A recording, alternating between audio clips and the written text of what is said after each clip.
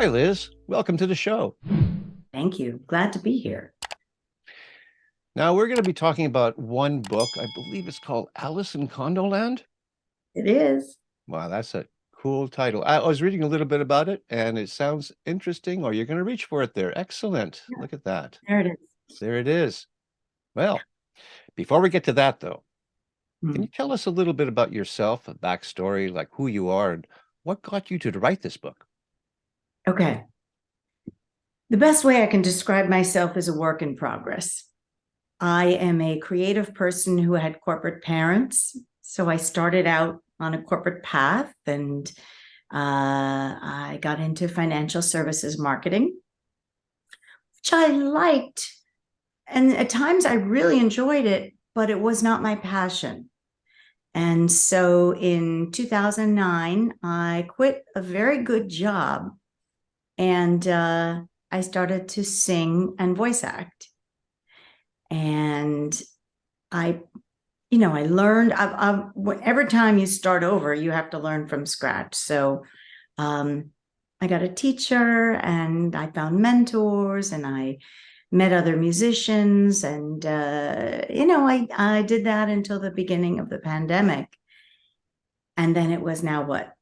And so I re-examined my bucket list, and I have always wanted to write creatively. And so that was what I started to do. And 2.5 years later, it became my first book, Alice in Condoland. And I can get into why I wrote that if you want. Yeah, sure. And Let's talk about your book. okay, so I was living in a condo in Florida, and condominiums are really rife with humorous material. I mean, you'd have to live in one in South Florida to believe it. And so I thought that would be a great background for the story.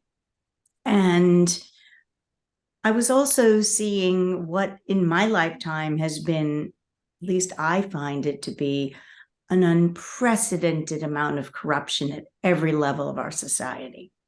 And I have trouble with that. And so does my character, Alice. Uh, and so those things were bothering me. I did not want my story to be political.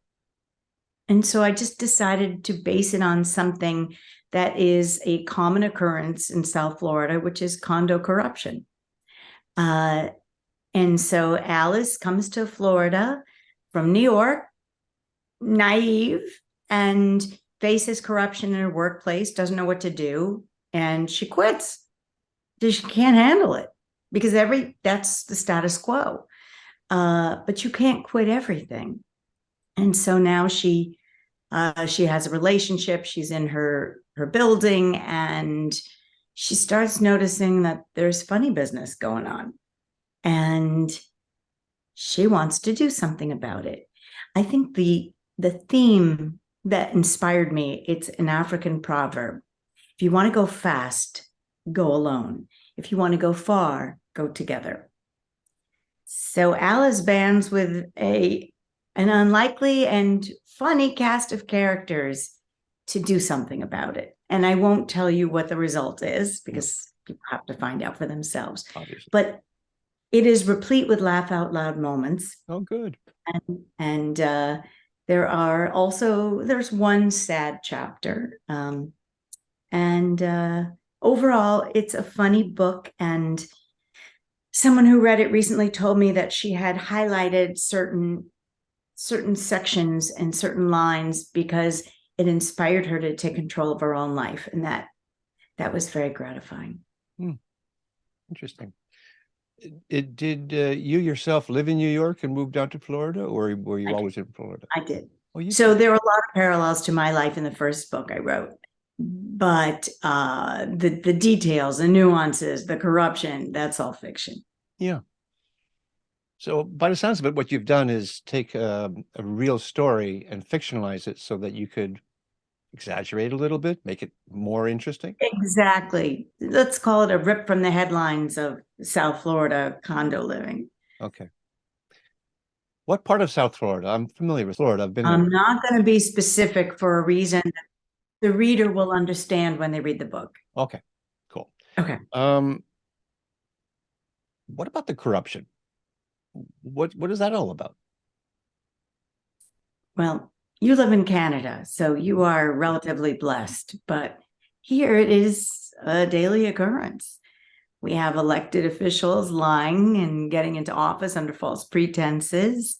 We have corporations that do what's good for them at the expense of the consumer. Um, and the more people see bad behavior, the more they imitate it. It Mhm. really bothers me. Yeah, well, mm, from what I can see, there's all types of things that bother me about what's going on south of the border, though I love that country very much, and I hope that rationality will rule one day. So do I. Yeah. So what you've done here in this book, by the sounds of it, is you want to make these statements, and you could have done it by writing a nonfiction book, and this is what Liz thinks about politics and that, but you stayed Who away wants to? from that Yeah. and instead told it in a fictionalized way, which has some humor as well. I think a little humor makes the medicine go down. Absolutely. Yeah. Yeah. Yeah. Tell me about your singing. What made you want to sing? Like you, I've sung my whole life. Hmm. Uh, and I did musicals in school and choirs, and um, I had a lot of solos and lead roles, and I loved it. Hmm. When I was, I think, 17, my mom took me backstage. I grew up in Connecticut, and now I'm in Massachusetts, where I was born. And anyway, she took me backstage in uh, in New York to a Broadway musical, and we learned about chorus girls. And they made, if the number that sticks in my head was $355 a week, which I thought was quite a bit of money. I had a $5 a week allowance, and she didn't think so. And basically, they said to me that you have to do something practical, and that included not majoring in English. So I majored in economics, um, but I kept finding ways to sing, and uh, I just I love singing. I Hmm. love it brings joy to people. Yeah. Yeah. Do you play any instruments? I poke at the piano. Okay. I did not stick with it, and I regret that. Well, that's okay. So you rely on another musician or perhaps a band. Do you have people in your life like that you could just jam with, or, you know? So I did in South Florida. I moved here, and I've not done it just because I don't feel comfortable yet. Um, the pandemic in its worst phase is over, but it's still here, and I don't want to get Yeah. it. Yeah. Yeah. Apparently, over here in people who go and do jam sessions, they're asked to bring their own microphone. Makes sense. Yes, and Yeah. I have microphones and I have all the equipment. And I'll get back to it one day. But the difference between writing and live performing is when you sing, it's about things beyond your voice. It's about your appearance. And then you have to deal with heckler people, guys coming up to you, and that part of it is not fun. Um, but when you write, the words don't leave you until you're ready for them to go. And when you sing, if you have a cold, if you are flat, if you get nervous, if you forget a line, all of those stresses Yeah. make it harder. Whereas I have the luxury of perfecting something, or, well, it's never perfect. And I look back on parts of the book and I think, oh, I could have done that better. And I think I will always find that, but I have more control when I'm writing. Absolutely. I'm a recovering perfectionist myself. That's how I identify myself. Good for you. What was your secret? Well, I've been doing this all my life. I started recording my music at age 12. I have known no other life except by hearing my own voice and playing my guitar. And I had a 4-track tape machine by the time I was 16. And I've been in and out of studios. I've been on so many videos. You just get used to it. And part of the secret, for me at least, was when I got out of college, it was okay by my parents to major in fine arts and then majored in drama. And then immediately I got a job in a studio, and then the rest is history. Okay. And how did you recover from perfectionism? Oh, perfectionism. Well, I just got older and I had a brain aneurysm, and all kinds of That'll things do it. happened to me, and I just had to sort of reevaluate my life. So yeah, yeah. Good for you. But I'm one of the fortunate ones who lived a life always doing what I wanted. And even if it was, I was editing a television show that I may not like too much, they paid me well, and the people were always great. So I was always surrounded by very creative people. So that was always good. That's wonderful. Yeah. So in your book, are there any messages that you're trying to get across to the readers? Yes, I'm glad you asked. I think there are three things, and I'm going to go in reverse order. So number three is South Florida has I find it to be a beautiful mosaic of cultures that you don't get anywhere else. It's just different brands of Latin America and Northerners and Europeans. And it's really a wonderful, intense mix of languages that people accept as normal. And I loved that about it. So I wanted to share that. Number two is, at least in this country, I am tired of having Latin exiles or immigrants be denigrated because they are vibrant and educated and intellectual and varied people with rich lives. And I wanted to show that because that's been my experience. And then number one is, if you want to see a change, you can be that change, but you cannot do it alone. I think those are my three messages. Very good. Thank you. I heard you singing on your Facebook, and one of the songs you sing in Spanish. You are Spanish.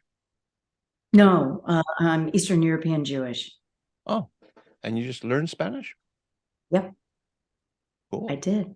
Wonderful. Yeah, thank you. Yeah. So were you born in America? Oh, yeah.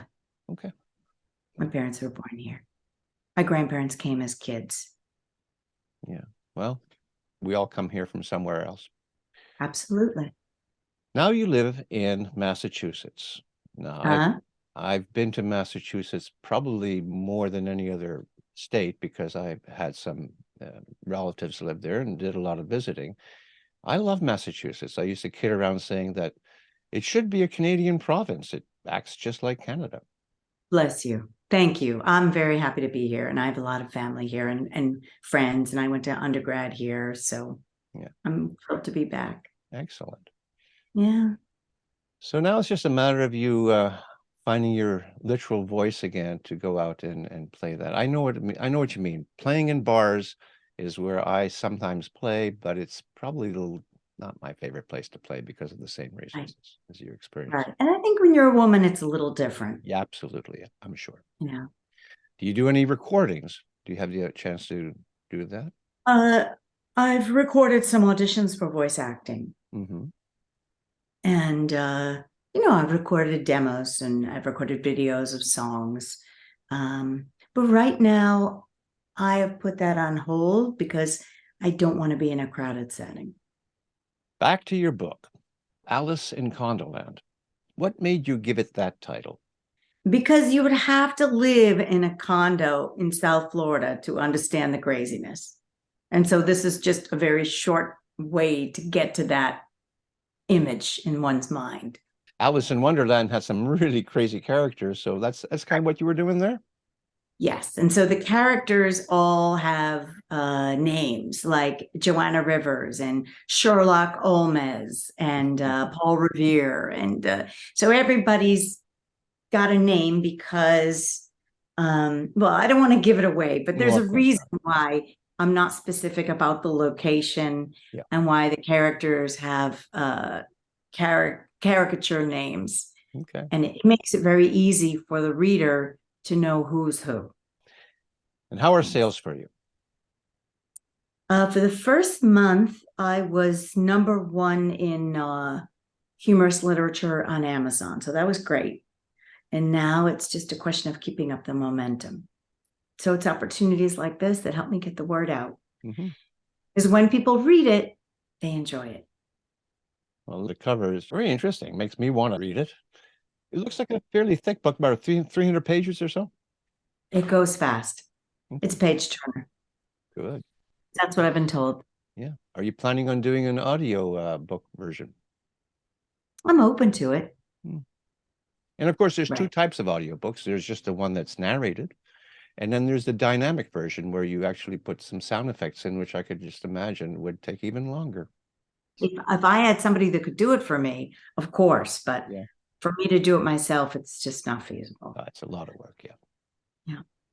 Well, have you got any last words that you want to say about your book and where we can get it and whether you have a website, any of that kind of stuff? Let us know. Yes, I have a website. It's Liz Bieler, BIELER.com.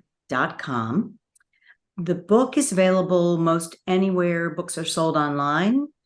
And it is also available through bookstores. Some bookstores in South Florida are going to carry it.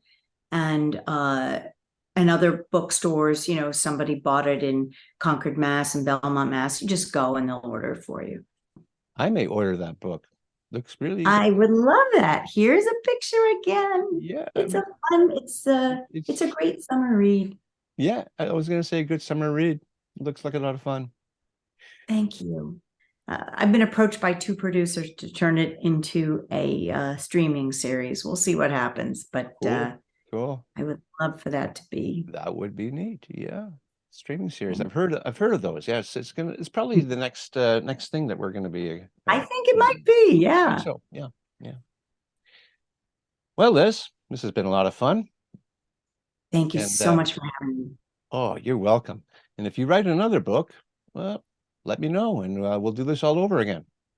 I am working on final changes to book number 2, so it would be my pleasure, John. Very good. Well, you take care of yourself, Liz. Likewise. Okay. Bye-bye.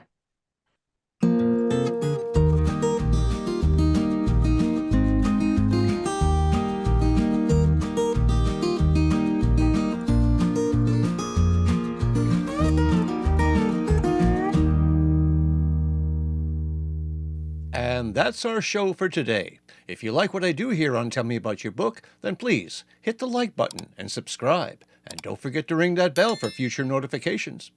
And if you are a self-published author, I would really like to speak with you. Until such time, keep on writing and be kind to one another.